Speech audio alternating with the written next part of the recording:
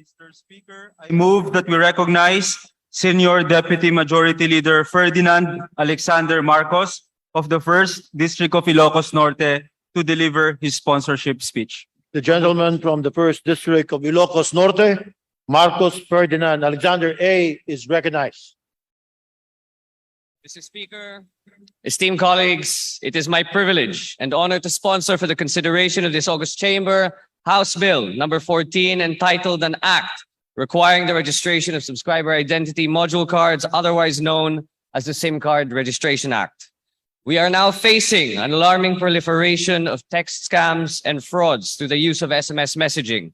They take various forms ranging from ridiculous winnings in raffles, which we have never participated in, to dangerous but fake warnings about problems with our bank accounts.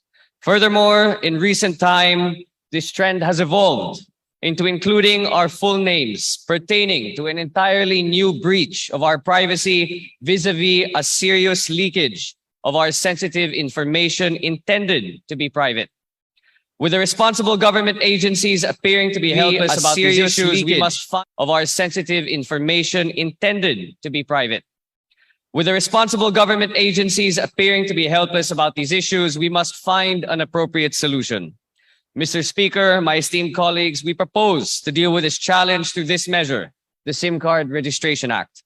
The bill seeks to require ownership registration of subscriber identity module SIM cards to eradicate mobile phone-aided scams. Quite simply, under this bill, we would be requiring that for every purchase of a SIM card, the end user or subscriber would provide his personal information, which includes his or her full name, date of birth, gender, his or her address, the assigned cell phone number of the SIM card, and its serial number. This representation understands that through this process, more questions of privacy might arise. But in this bill contains safeguards, specifically in the confidentiality provision that would create a safe environment for registration to take place.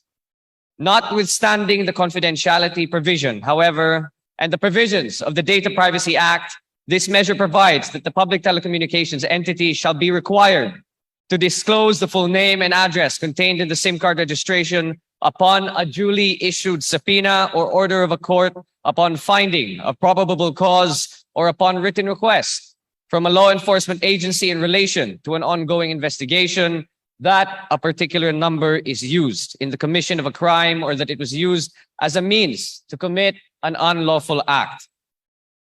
Mr. Speaker, my esteemed colleagues, these text scams have basically shaken or practically eroded our trust. Mr. Speaker, my esteemed colleagues, these text scams have basically shaken or practically eroded our trust and confidence in electronic commerce and digital transactions.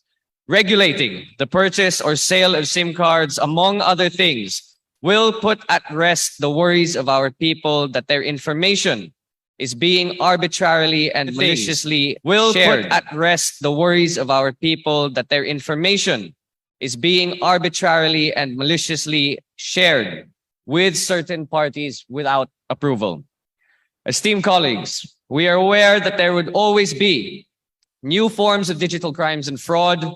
The world of technology is a constantly evolving landscape, and we public servants must evolve with it. It is only through this dynamism that I'm sure this August Chamber hopes to possess can we provide the relevant legislation to tackle such issues. We must highlight, however, that this act is not going to be a silver bullet against the ongoing scams that have proliferated in the last few months. However, this representation is confident that this will serve as a deterrent against unscrupulous people victimizing our fellow countrymen. The war against malicious forms of technology will be fought one battle at a time, and step by step, we shall emerge victorious. We shall win it because we, in the government, have the resolve and the political and moral responsibility as guardians of the people's welfare. Maraming salamat po at magandang hapon po sa inyong lahat. Marcos, Majority Leader. Mr. Speaker, I move that we recognize Deputy Majority Leader Jude Asidre of Tingog Party List 356 and 368. with the adopted House Resolution of 346. I so move, Madam Speaker. There is a motion for the consideration of House Resolution number Move that we take 356 up and the 368. additional reference of business and direct the Secretary General to read the titles of said resolutions. The Secretary General is Cruz, directed to read Ricardo the title Jr. of the S. said To the Committee resolution. on Economic Affairs as members, Soriano Jeffrey. To the Committee of Foreign Affairs as member, Vergara Rosana Ria V.